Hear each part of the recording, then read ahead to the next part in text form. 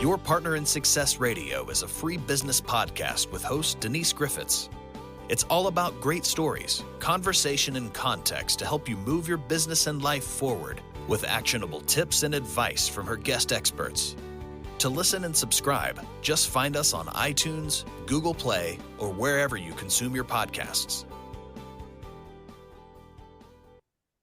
Good morning and welcome to Your Partner in Success Radio. This is where top performers share their secrets to help you achieve your personal and your professional goals. I am your host, Denise Griffitts, and together with my amazing guests, we bring you inspiring and actionable insights to take your life and your business to the next level. Ranked in the top 2% globally, this podcast really is a must listen. And again, it's because of my guests. So whether you're tuning in for entrepreneurial tips, career advice, or personal development strategies, get ready to turn inspiration into action, challenges into triumphs, and dreams into reality.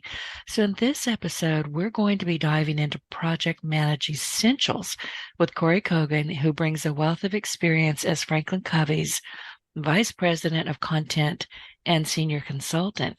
Kory is a co-author of the 5 Choices, The Path to Extraordinary Productivity, and has been featured on Today, MSNBC's Your Business, I think that's it, Forbes, Inc.com, and FastCompany.com. I was reading and talking at the same time. That doesn't always work well. So with over 25 years of varied business experience, she's more than well equipped to discuss the ins and the outs of effective project management. And I have her book, Project Management for the Unofficial Project Manager, the updated and revised edition, on my desk as we speak. So throughout our conversation this morning, Kory will shed light on the common pitfalls that lead to project failure, the core principles that underpin successful project management, and the 5 crucial phases necessary for project success. Kory, welcome to Your Partner in Success Radio. It's good to have you, and thank you for sending me the book. Oh, Denise, thanks for having me. And I'm so glad and honored that you have the book right there in front of you. But a pleasure to be here today. Not only do I have it in front of me, I read it. People are like, when do you have time to read? I don't watch TV.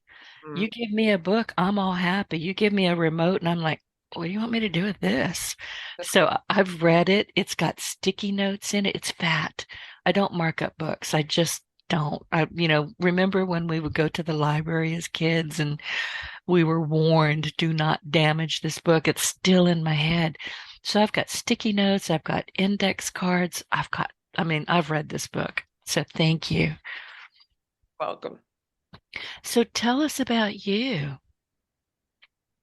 Well, you gave a little bit of a bio. I born and raised in New York City. I'll get my accent out of the way. But I live in Tucson, Arizona, and have been with FranklinCovey for unbelievably in the teens of years. At the time is just flying, and honored to serve, as you mentioned, as VP of Content Development. So I have the opportunity to architect a lot of our work around leadership and productivity. A lot of people call me a thought leader and a subject matter expert. And that's where I draw the line, because I am much more of a laboratory rat as a leader out in the field than a subject matter expert. So I use a lot of my street knowledge to inform the kind of work that you have in front of you and some of the other things that we do. So that's a little bit about me. I love that. You're a lab rat. You said that to me in the pre-interview, and I cracked up that time too. So apparently it really tickles me for some reason. In the introduction on page 1, literally, it says, so you're an unofficial project manager. And we talked a bit about that too. Go down that rabbit hole for me, would you? Oh, yeah. We are knowledge workers, and for the most part, whether you're a small business, a large business, even if you work in manufacturing and all of that, you're on a factory floor, we're all in one way or another paid to think, innovate, create, and execute. So contrast that with the industrial age, where we were paid to not think and just, do 10 widgets, don't talk. And if you do 9, we'll let you go and get somebody else that'll do 10. So in the old days, and it was a great time in the industrial age, but in the old days, it really was the optimization of manual labor. And today, it really is the optimization of mental labor because we use our brain to do all of that work. So we're paid to make things. And that even became more apparent over the last few years when the pandemic hit and we all, scurried home and all of our systems changed and we had to make new things and think up new things and all of that. And so over the last number of years, including the last few where it really showed up, we've all slipped into this role where our main job mostly is making things, making a marketing campaign, making a sales process, making an L&D project, making a podcast production. Those are things with a beginning and an end. And we as knowledge workers have unofficially slipped into the role of project management. Official project managers have a lot of training around process and how to do that well. We just do it based on our smarts and our talents, which leads me to my second name for myself is that I am a scarred unofficial project manager because very talented people get things done, but there can be an easier way. And when people realize they're unofficial project managers and they realize that we can help make that journey easier of creating things with a beginning and end, it's like, hooray, let's do it. And it's why this book has been so popular, actually. And I remember you telling me that it wasn't necessarily these days and everything you're talking about, you don't necessarily have to have that degree or those certifications. We're already doing a lot of what you're talking about. Well, and that's, yes, those are the official project managers. So people may know the Project Management Institute, which we are associated with and aligned to. And if the official project managers are the engineers and others. You don't have to be an engineer, but they are certified. It's a very detailed process. And for unofficial project managers, what we're able to do is take the best of the real application of what has to happen and distill that down into viable, good learning for people like us. You don't need the certification. You're welcome to it. But for those of us that are doing the types of things that I mentioned, we probably don't need that level of certification. And most of the people that I talk to, including myself, I don't have project manager on my business card or in my title, but 90% of my time is I'm working on these big things for FranklinCovey, developing all of the work that and the product that we put out there. Exactly. And I was thinking about you a couple of days ago because I was poking around through a couple of Facebook groups, a podcasting one in particular, and another one for social media marketing. I'm always curious to see what people are thinking, what they're up to, what have they discovered that's new and great, and what are they doing that just makes me go, what the heck were you thinking? It's entertainment for me. I get it. Way. But I'm reading a lot, particularly in the social media world, that I don't have certifications, I don't have this, I don't have that, and they're just stomping themselves to death. And I just want to say, and I will start saying, go get this book. Stop it. Yeah. And that's, maybe that's another podcast. I have some deep feelings about that and just my own personal journey. I don't have a lot of letters. I don't have any letters after my name. I've worked, and I say to some people, I grew up on the streets of New York. I had a mother in particular, but my parents, and everybody has a different thing, really wanted me to be out in New York City, really, and that doesn't preclude any place else in the country, but they really wanted me to get out and get experience and do the work.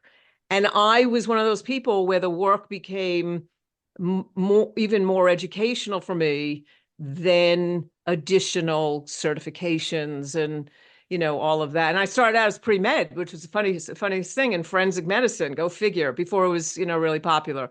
Having said that, I'm one of those people that I don't have a lot of certifications. Not that people shouldn't go for them, but when you can take systems and processes and simplify them down so that everyday people can really show that they can do something with it, that I think is really what's important. You don't have to fret that you can't get the certification.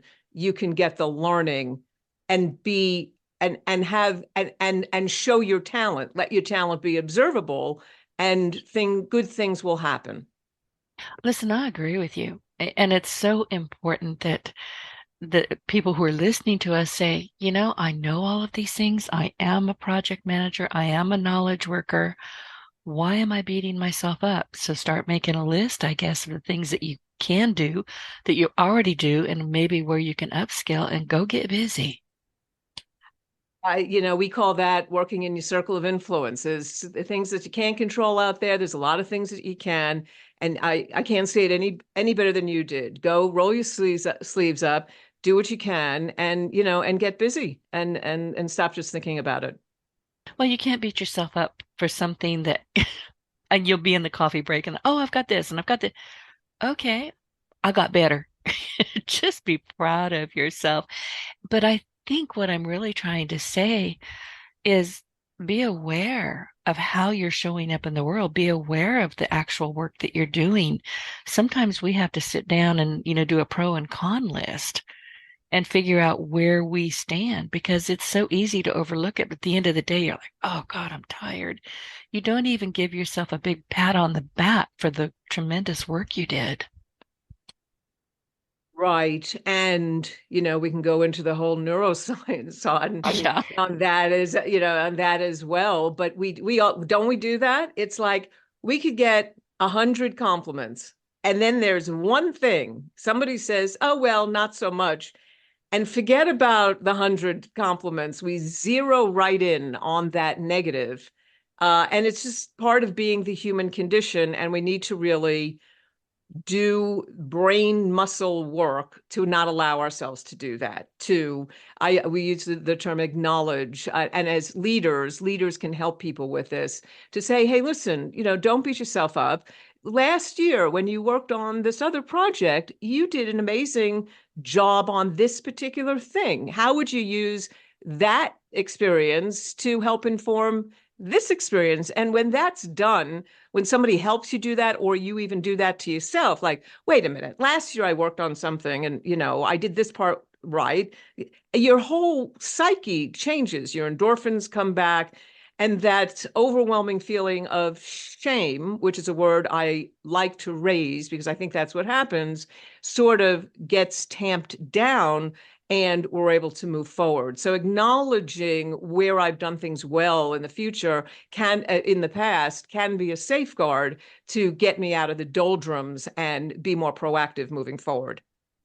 Exactly. And I've had to teach myself to write things down at night, kind of look back at my day this morning. It was at 2:00 in the morning when I wrote that list down. I would pull kind of an all-nighter. But I almost forgot. I was tired. I needed to go try to sleep. And I went, whoa, whoa, whoa, whoa, whoa. You've worked hard all day. What did you genuinely accomplish? What was great? And, don't worry about what still needs to be done. That list has already been made. But what were the high points of my day? And I was able to go, oh, good girl. It made me all happy.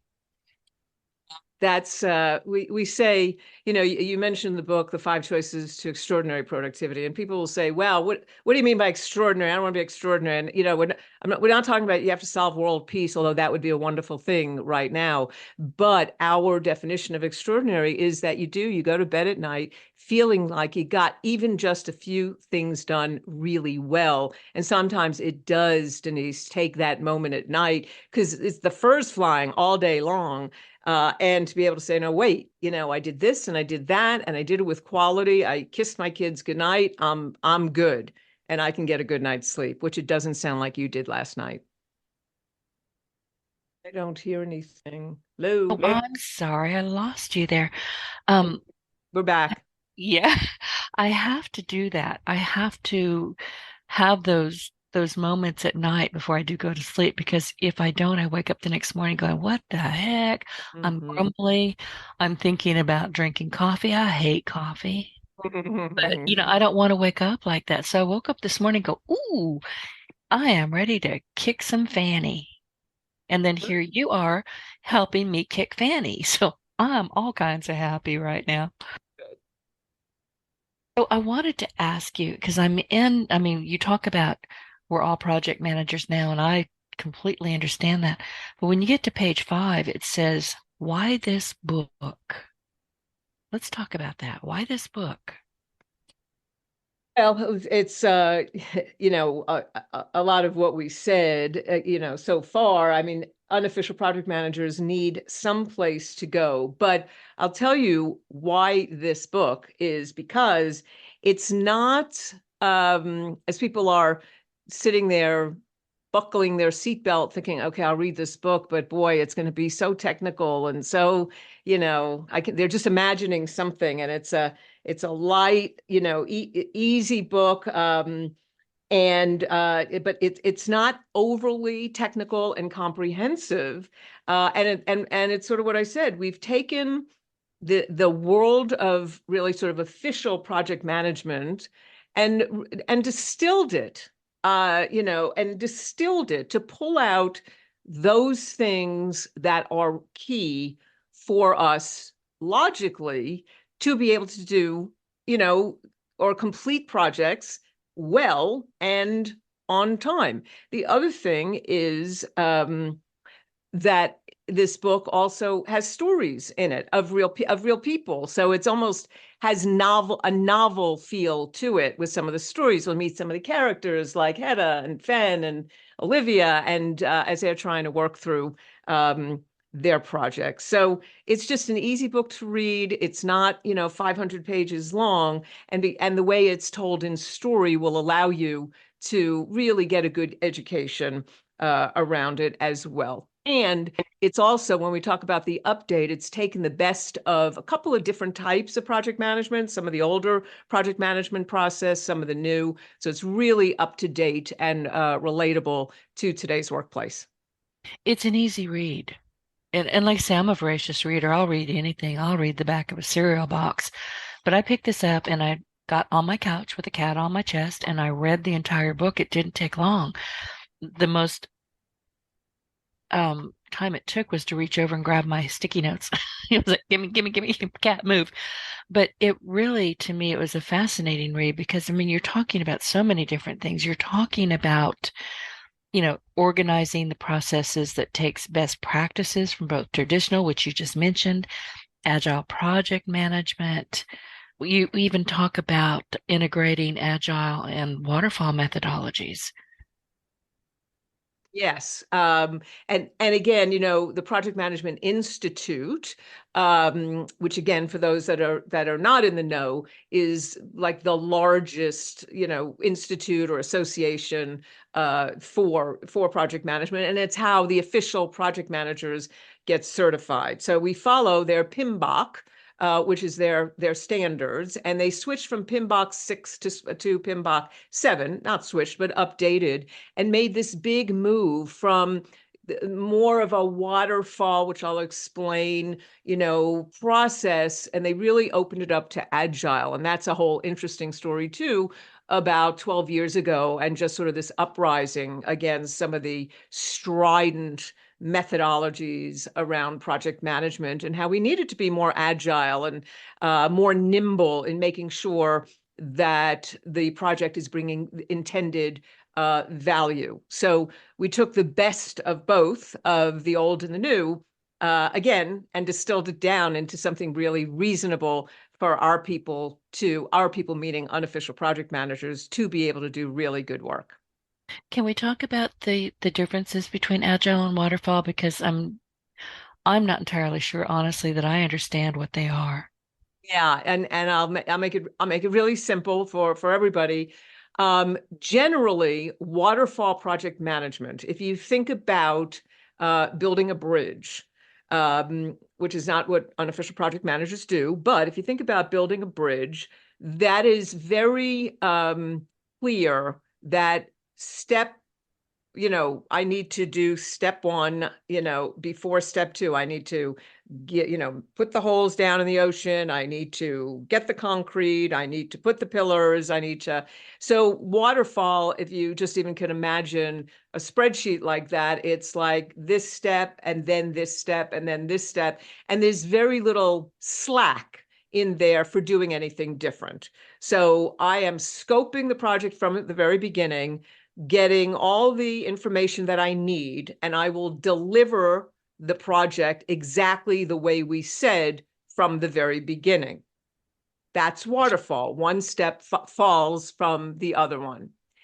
In Agile, particularly with the onset of our software cloud world, what was happening is we would create or create a project and hand it over to the client, and then the client will say, well, wait, I need it differently. You miss this, you miss that. And there was a lot of rework, and, you'd have to start over. And there's all kinds of statistics about projects, project failure, and that they didn't meet the scope or the value that was intended. So back to what Agile is. Agile is scoping the project and being open to or understanding that value is number one. That always asking along the way, are we providing value in the project that we're doing to the end stakeholders and to the reason for the project? And so generally, we are more open to stopping along the way, checking in, feedback loops, and getting some client feedback. So if you've ever heard the term sprints, that's what happens. We're going to do a sprint of work. We're going to stop, get feedback, make adjustments, do another sprint, keep going. So what happens is all of the feedback has been coming in while the project is in motion. So you are pretty much guaranteed when you deliver the project, you are delivering it at the highest level of value with very little additional feedback necessary.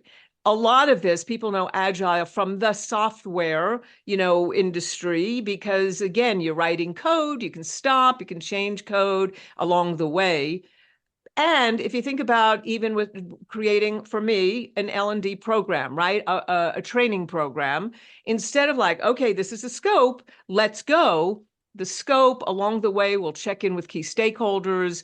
They will tell us, maybe we should do it this way. And so we are building value all the way through to the end in an agile kind of way. And the last thing I'll say is we are also at the same time doing it in a way that we are avoiding scope creep. So that's another category where it's like, well, if you keep getting everybody's feedback, it's going to turn into a monster. That is taken into consideration in how we do this to make sure that we are agile, we are nimble, and the end product is exactly what the customer needs. So that's the difference.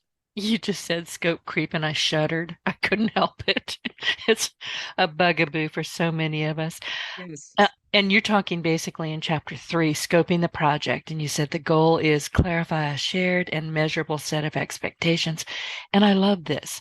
You said try an experiment. Blindfold some people, take them to a park and ask them to walk forward in a straight line. What happens? They walk in circles. Yep, invariably. So scope creep that happens. Anyway, sensitivity to initial conditions. When you're scoping, the most important part of the 5 steps of project management, what do you need to do from there? Well, I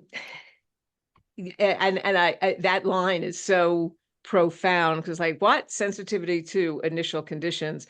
And so that point is, if you do not scope this right, and as it says in the book, if you start 1 degree off course on a flight from Sydney to London, I just got back from London yesterday, actually, you might end up in Rio instead, right? And the same is true with a project. So we have, and I can tell you horror stories of people that I've talked to and my own situations as well, where they couldn't quite get the key stakeholders to agree to a scope. And I have, as a scarred unofficial project manager, have learned that if you can't get people on the same page, you have to have the courage to stop what you're doing, because you have no choice but to end up in Rio when you really wanted to go to London. It's like a principle that you will never get over. And so scoping is foundational, and we need to do it really, really well. And you say in here that you've got to make sure that everybody sees the same picture of your project's outcome. That's a problem. And I'm not sure why it's a problem. I see it all the time. Is it because of poor scoping? Well, I think it starts with how even people think about outcome. So even as we go through this, chapter, and we talk about key stakeholders, doing a good key stakeholder interview. And one of the things that we say in here is we're going to teach you how to ask good questions. But if we're going to teach you how to ask good questions, you better know what answers you're looking for first. So even to that end, well, what outcome are you looking for? And somebody says, well, or why is this project important? And you say, well, senior leadership thinks it's important. Well, okay. Well, that's not quite an outcome. You need to ask better questions. Well, why do they think it's important? Well, because this event is going to affect, our employee engagement, and we are hoping to increase that by 10%. Okay, now we're getting somewhere. So it's how do we understand what we even mean by an outcome, and how are we getting an outcome that's lean and mean that everybody can understand, and we strip out any of the biases or assumptions based on the interpretation of the words people are saying. I'm a web developer by trade, and I run into this all the time. People say, oh, I want this and this and this and this and this.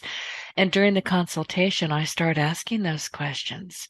They don't need anywhere near what they thought they needed, but I will always tell them, listen, before we start anything, before I even agree to work with you, I want you to, in your mind or on paper, walk yourself into your website. What do you see? Where does it go? What calls to action? What are you asking people to do? What are you providing? That's a whole different mindset. They're like, oh, you mean I can't copy somebody else's website? No, you cannot. I won't do it for you. But once you set them, or I have found once I say, go into it, go in from the front door. How, you're a customer, you're a client, go in that front door. What do you see? And if you're not finding everything you need almost immediately, let's start over. That was a poetic listening to that, because you were scoping, and you were truly getting inside that person's head and heart. Because what I frequently will say, based on a fun exercise that we do, but I will clearly say that words are only the code by which you are describing the picture in your head. And that comes back from the days of neurolinguistics and how that works. So words are only the code by which you're describing the picture in your head. And when people understand that, whether you're asking the questions or giving the answers, that's what you are doing. You are making them feel what they want their website to be, so that you can decode what's in their head that they haven't been able to articulate. And that is the art and science for so many situations, whether you're a coach or a project manager. That's a talent to be able to do that. And it's a skill that can be learned when you understand we need to decode what's in somebody's head and heart and not make any assumptions. And you will help yourself, and more importantly, help them come to clarity. Oh, I agree with you. And I tend to think in pictures. I think most people do. And if I can convince them that they need to go into their mind and see the whole thing, it doesn't exist yet, but it can exist in pictures. And once, everything breaks open.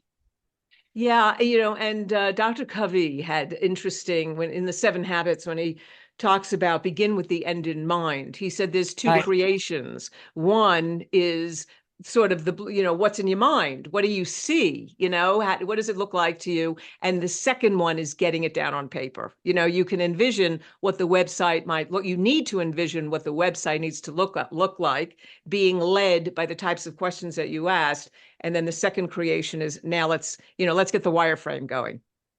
Exactly.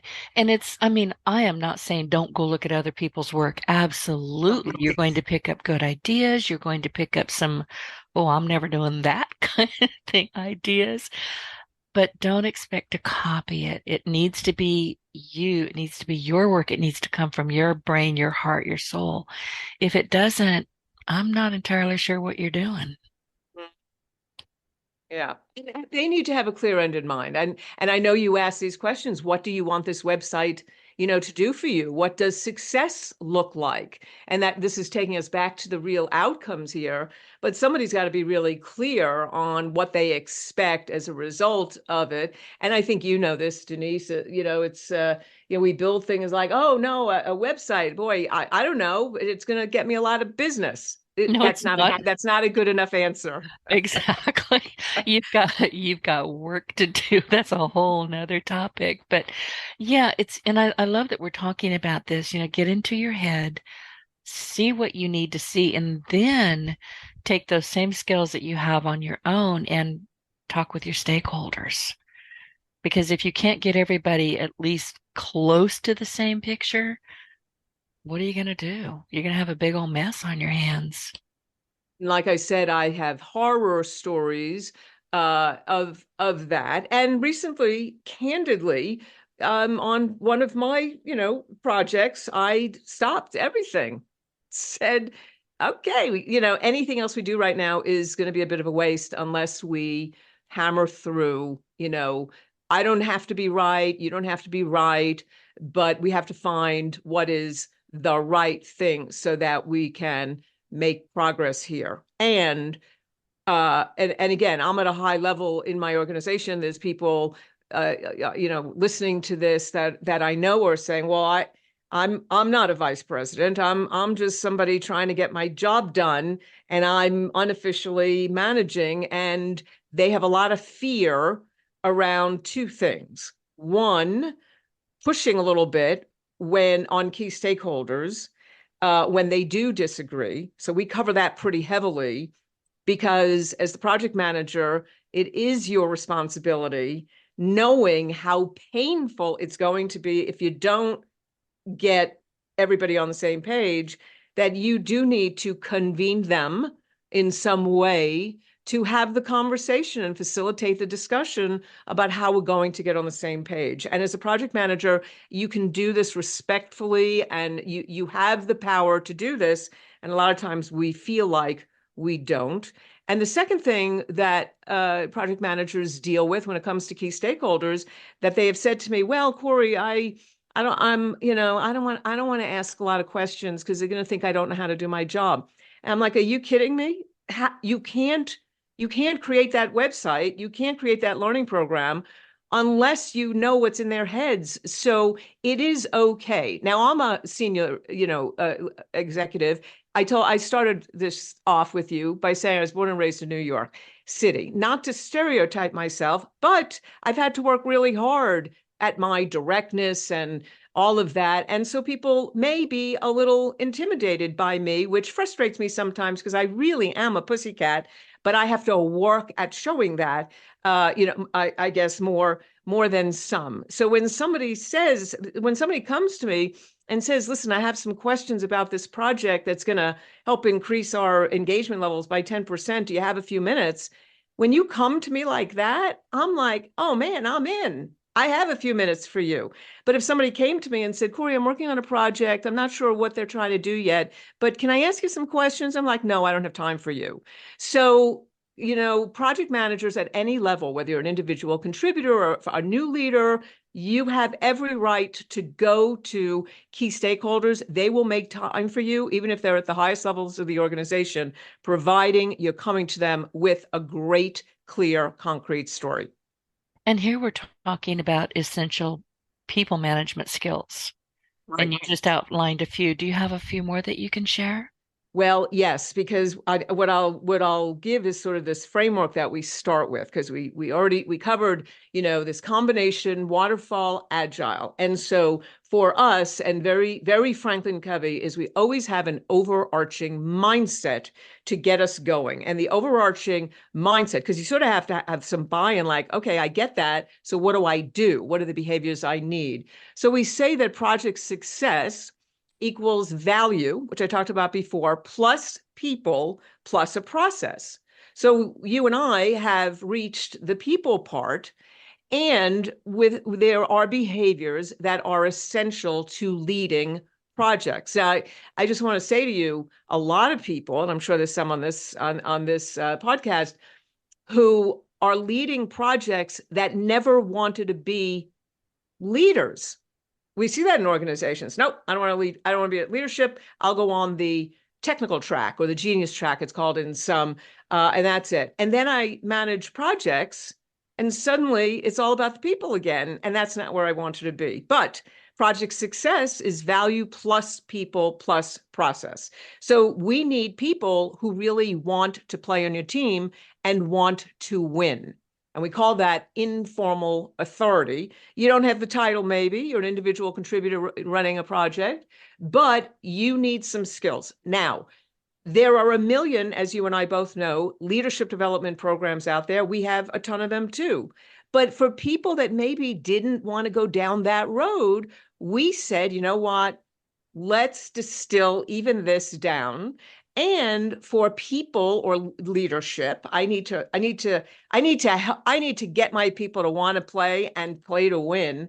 There's 5 behaviors. So we took this from our 13 behaviors of high trust from Stephen M. R. Covey's work on the speed of trust. And we said, out of those 13 behaviors, if people really learned to just demonstrate respect, to listen first, to clarify expectations, to extend trust to others, and practice accountability, that is the 80-20 rule. If we can do that under pressure of all the projects we're dealing with, your people will want to rise to the occasion and want to work with you to play to win. I'm glad you mentioned that book. I have it on my desk. Stephen M. R. Covey has been my guest, and I'm just an amazing, everything you guys do at Covey is just amazing.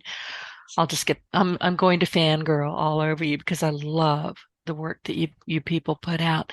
So can you share some real life stories that illustrate the positive impact observed when individuals implement these practices? Because it sounds easy. It's not. You have to have some people skills. You have to be able to say, okay, everybody take a break. Let's, breathe a little bit and let's start over. You can't just kind of barge into a room and go, this isn't working, blah, blah, blah, which kind of used to be the case and in some places still is. What are the moves? What do you do when you see people that need to be brought up or brought forward, and other people that just need to be moved somewhere else entirely? Yeah, great question.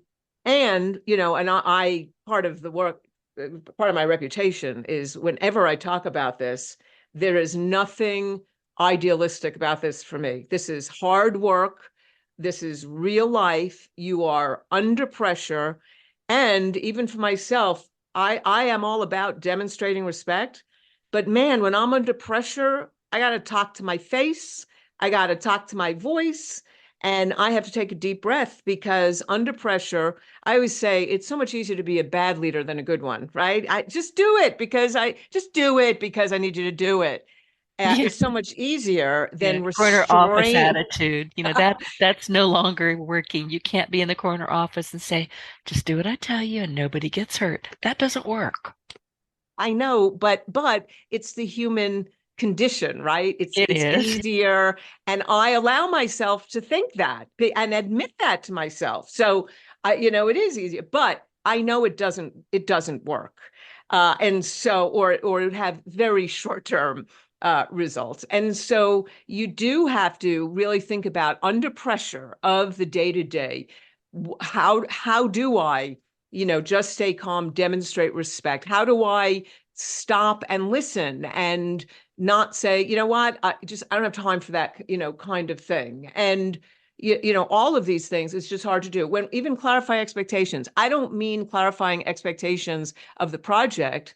I mean, I want you to think about a team member, and I see this over and over and over. I'll give you a great example. There's so many people that fit this. Clarify expectations of why their task is important to the project. So when we say, hey, Mary, here, just do this thing. And Mary says, well, what am I doing it for? It's like, don't worry about it. Just do your job. Well, you just made it a job versus taking a minute and saying, let me explain how this task that you're doing fits into the overall project and what it means to the organization. And then you can see that person's eyes go wide. We're like, oh man, I didn't realize that. And you just turned a job, a task, a punch in, punch out into somebody's contribution to something bigger than themselves. And some of these people, Denise, are only taking the job they have because they need a paycheck. That's the other reality of this. It's like, I just need a paycheck. But even with that, and when they think maybe, I don't really care what the mission vision of the organization is. But when somebody takes the time and says, your task is really part of a bigger thing, and this is how it's affecting our team and the organization, somebody can't help but go, wow, that's, I have some purpose here. And they give more of themselves. So these behaviors look like behaviors your parents taught you. Executing on them and realizing the impact they have is really key. To your point, they don't always go well, and we have to learn about that because we got to practice accountability and make sure that we have everybody moving in the same direction, not thinking that you're just going to be, not paying attention and not caring about, are we making progress? Right. And what you were talking about with, when you're pointing out to somebody, listen, this is not just a heads down on your desk, type up this document and thanks very much. I mean, you're sharing with them that they are important, that they are integrating into the project with the team. But my thinking is listening to you that they probably, once that light bulb moment happens, they probably also get very curious. Where else can I fit in? How else can I help? How can I be creative here? Do you find that? Yes, in a lot of, again, it's not always 100%, but and everything you read and and I'm sure, Denise, you're talking about this with many of your guests, and everything you read is, particularly with the younger generations, that they want to learn, they want to develop. It's necessary for them coming into organizations. They need to see a learning path, and they want to be seen.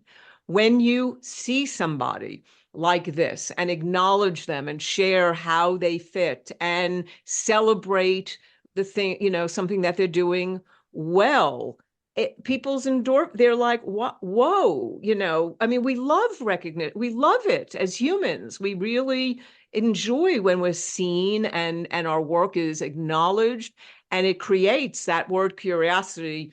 Also has a life of its own in leadership and just in humanness in an organization. Because without curiosity, leaders probably shouldn't be leaders, but that's, again, a conversation for another day. It will create curiosity. It's like, well, if I did that and that felt so good, I've got some other skills in my back pocket. I feel safe enough with this leader that, I want to ask about some other things that I might be able to do. And they start to come out of their shell because trust is being extended to them. And you start to build a wildfire of unleashing talent. And in today's world, and, with the economy the way it is, it's good, but we're still laying off and stuff like that.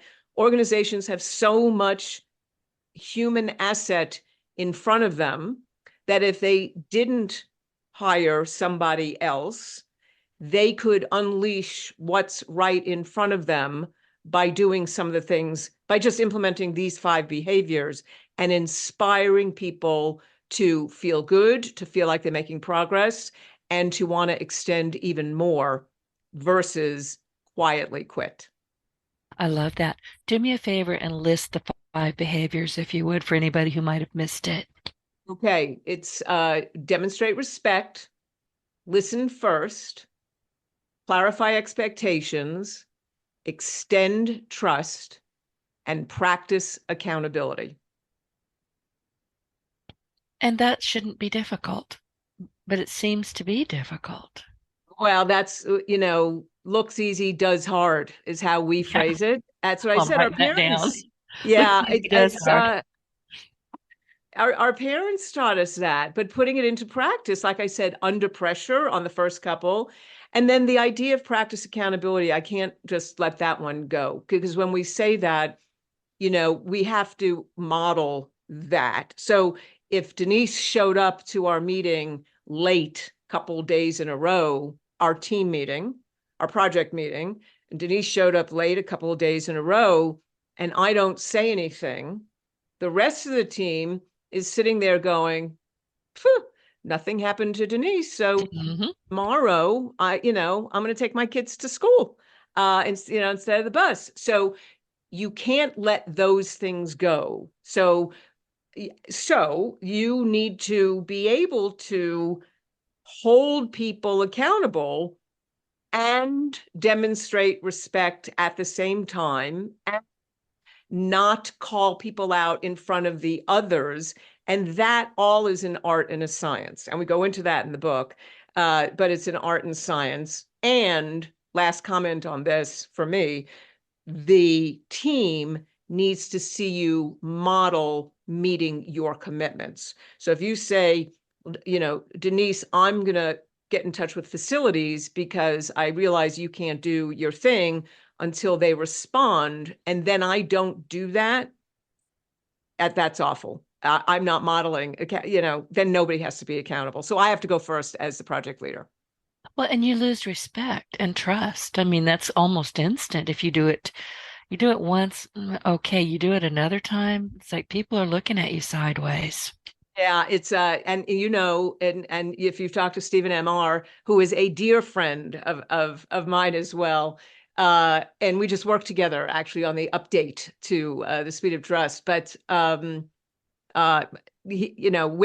with that, he and his father, Dr. Covey, would say, it takes a long time, it takes work, to build a trust account, and it takes a split second to lose it all. It does. And I wish, that's in real life, that's in your personal life, that's you talking to somebody in the grocery store. Be careful. Be proactive. Listen. This is my big gripe with a lot of people. They just don't listen. And that causes a lot of problems. Listening is not, takes some work. And people will say, no, I'm a good listener. And they're not. And again, our brain, we can blame our brains. It's processing speeds and stuff like that. But it goes back, you said it earlier, Denise, around self-awareness. That to me is the key, is that we become really conscious of how we are showing up and how we are engaging. I mean, this is emotional intelligence, right? It's how am I showing up? How am I managing myself and to be seen as credible and responsible? And then how am I interacting, with others in a way that's really good and respectful, so I can build a relationship with somebody else. And becoming a good listener is really great, because people say, wow, I just so appreciate, I feel like you really heard what I said. And I'm a highly committed introvert. Everybody knows this. I don't dislike people. I'm only good around them for about 59 3/4 minutes, so I get exhausted. But I have to model myself. I can't be a slob in the house and not carry that out with me.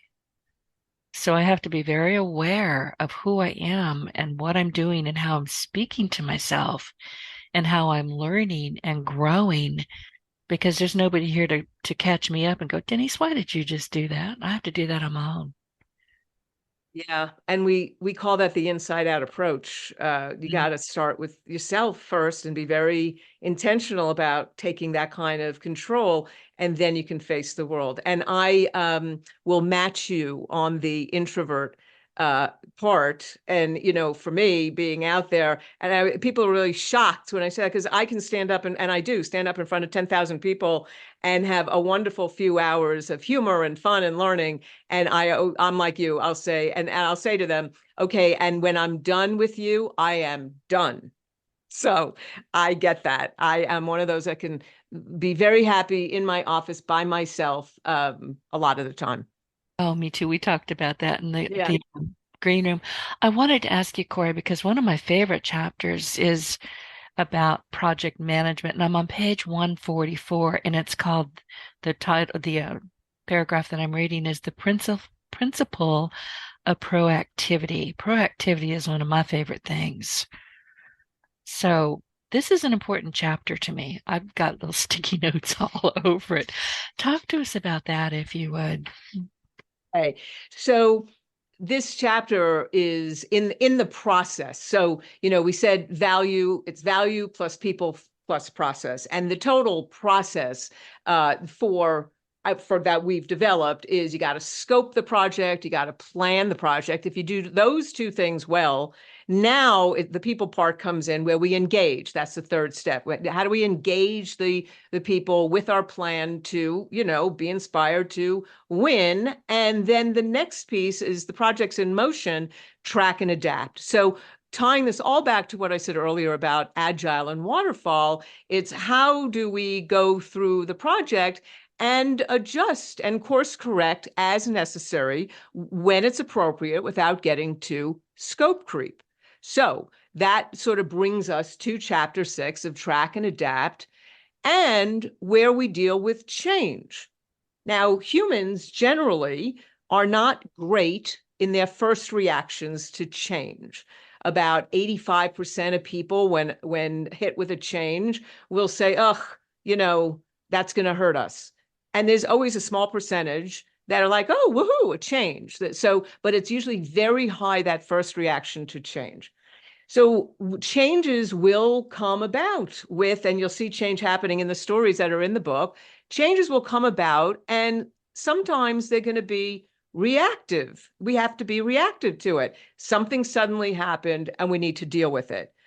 On the other hand, and what I know what you're trying to get to here, the principle of proactivity is, instead of whether it's working on a project or any part of your life, just waiting for everything to come at you and just fighting things off, how do we go after something to either make it better, to avoid something?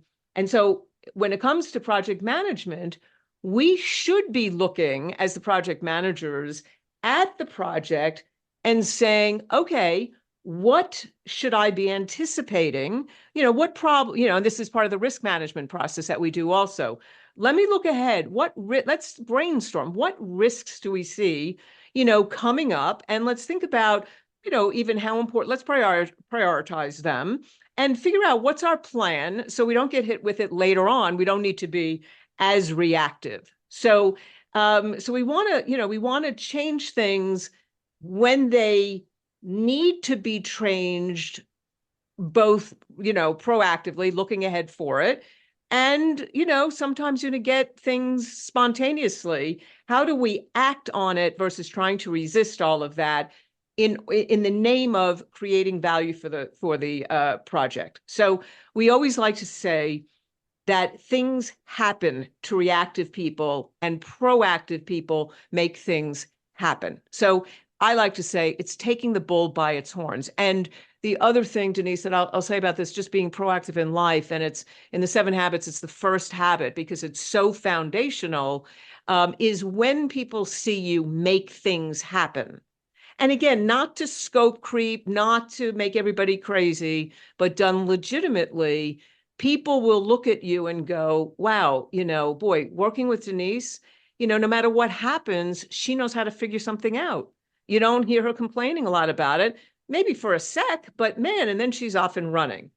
that's proactivity is so key in being socially, aware, both self-aware, socially aware, and being able to manage people and projects. Very much so. And I'm scribbling notes as I'm listening to you talk. And, you're talking about bringing people, your stakeholders, kind of all on the same whiteboard, if you will. And I wrote down sales and persuasion. Yes. Yes. And Am since I understanding it? I think well, you said sales and persuasion, correct? right. I did. Yeah. Since for many years, let's put it there, for many years, I have, I've taught, I started in sales, I've taught sales training, you heard me mention neurolinguistics, so I'm all about the brain and all of that. These skills really cross so many, areas, because it is skills of persuasion, of how do you inspire people. And, and what you're doing is, I call it presentation skills, because when I talk about, presentation, it really is, two or more people that are having a discussion in order to learn something or do something different. And it's usually about doing something different. So whether you want somebody to buy something or you want somebody to work differently, it's all about persuasion. Or you want to inspire people to want to play on your team and win. How do I influence them in a great way with a lot of authenticity to do something different? So it's a very big topic. It is, Kory. And you mentioned something about life. Listen, this book, and frankly, all the books that I've read, that are in my bookcase from Covey, they're not just business books, they're life books. Everything that's in here can start with how you operate day by day in your life. It doesn't have to be, you don't have to be a CEO, you don't have to be a project manager, although if you're a mother, a wife, anybody, you're already project managing the heck. I was project managing my cats yesterday. One had to go to the vet. Project managed him right into the carrier. He didn't like it, but we did it. We got there. I didn't bleed much, but we are all project managers and we're all living life, in my opinion, as project managers. We might as well get darn good at it. Yeah, I totally agree, because even you think about a wedding or a family reunion or Thanksgiving dinner, or all of those things are projects. And we didn't get into the details of the the Gantt chart or stuff like that. But when somebody's making dinner, they're doing they're doing the project. They know that the turkey's got to go in 4 hours, 4 hours cook time, but I can't put the potatoes in until 10 minutes before the turkey's done. That's called a dependency in the project management world, and we do it intuitively. So the beauty of all this is it is real life. And then all we're doing is identifying those things that we do intuitively, giving it a name, putting a process to it, so it's repeatable, so that you can be successful over and over and over again. Exactly. I wanted to ask you, what are some of the challenges that you've faced along the way doing all of the work that you do, and how have you overcome them? I'm going to go with your pig-headed, but tell me, tell me how you overcome them. Well, I'll take pig-headed, because the story that comes to mind is many years ago now, in my previous organization. I had a great couple of, I've been so lucky with the people that I've reported to and have mentored me. But yes, stubbornness, toughness, a mother who told me not to take no for an answer. And, you can, you don't, she said, you don't need to rely on anybody else, which was helpful. But both me and my sisters needed to do a little work with interdependence, because she had us, so you could do it. You're three strong women, do it yourself. But really quick, this story, we were implementing ISO 9000 around the world. And I am talking about 25 years ago now. And my CEO kept saying, Kory, do you need a consultant? Do you need, I'm happy to, I'm like, no, I've got it. And remember what I said, scarred unofficial project manager. I've got it. And I was going because he said, when you do a project like this, you're going to, it's all going to come to a head and everything's going to, it's a real critical point. Like, no, I got it. In the meantime, we got to that point and I crashed and burned. And he threatened to fire me, which he didn't. But we spent 12 hours in his office trying to fix the mess I had made. And it was a lesson that I never forgot. And it's caused me to watch my pig-headedness in moving forward. So that's where my initial scar came from with project management. So, it's just being open to learning. Counting to 10 for me is really important. And what I said to you before is managing my own demons. When I feel like I want to be a bad leader or I feel like I know best, all those things, I count to 10 and remember there's other people that do things better and there's a lot of talent around me. There is, and we don't need to walk away from people because we know they're better at something than we are. We should grab them, hug them, and say, help me. I mean, that's difficult to do. Listen, in my career, the bottleneck was me because I just knew everything. And you talk about pig-headed, oh my God. I mean, I just knew everything and I wanted people to do what I told them and don't offer me any suggestions. Once I figured out that I was actually offending the heck out of my team, and they were just kind of, we call it now slow quitting, but they were just drifting off. I went, I am so sorry. I know that, because I hire people who I can do it, but they can do it better.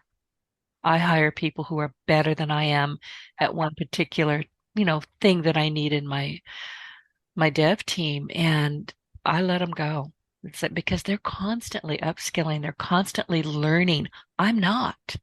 A lot of my knowledge is 10 years old now because I haven't had to keep working in that. I have people. Yeah. And it takes a really good leader with good character to be able to do that because it's gotten better out there, but there's still leaders out there that I'm the smartest one in the room and I'm not going to hire anybody that's a threat to that. And that's unfortunate. And I think a lot of people, I think we've moved, I was just talking about this with some of my peers yesterday. I think we've moved from that a bit where I think most leaders realize that their people are the key to moving the business forward and that they should step back a bit in good leadership. But we don't have enough of it yet. We'll get there. We will. If they'll learn and get out of their own way, consciously learn and get out of their own way, you really don't have to stay stuck all the time. Kory, before I let you go, where can people, let me say this, I really appreciate your company today and thank you for the book. And spending time with you has been a distinct pleasure. And I love talking with other pig-headed women. So I think you figured that out. Would you mind sharing your online presence and your preferred means of contact for those who wish to learn more about you? And where can they find the book? Thank you for asking. So first of all, the book is at any of the booksellers. And then when you click in, you'll probably see the original version from 2015 and the new version, nearby. So just make sure you get what you want. They all have great stories. So if you get both, that's fine too. As well, you can go to www.franklincovey.com and you'll see an array of books and our courses and all of that. So lots of opportunities to get to the book. And then for me, you can find me on LinkedIn and Facebook in particular, and happy to connect and happy to answer anybody's questions. So appreciate you asking that, Denise. And it really also has been just a great pleasure having this discussion with you, and the time just flew by. So thank you so much for having me. Oh, it's my pleasure. And listen, anytime you want to come back, you just let me know. You are welcome anytime. Thank you. Listen, to our audience, as we conclude today's episode, your feedback means a lot. So if you found the show helpful, please support us with a quick review on iTunes. Your input is vital in my mission to inspire and empower more individuals. So don't forget forget to hit subscribe, leave a review, and share your Partner in Success Radio with friends and colleagues. And be sure to go find Kory Kogon on the web and connect with her and get these books. If you have an entrepreneurial library, add them, read them, bookmark them. If you don't have an entrepreneurial library, what are you waiting for? Thank you, everybody, and I will see you next week. Get your voice heard. If you would like to launch your own far-reaching podcast, contact Denise Griffitts at yourofficeontheweb.com and go to the podcast tab.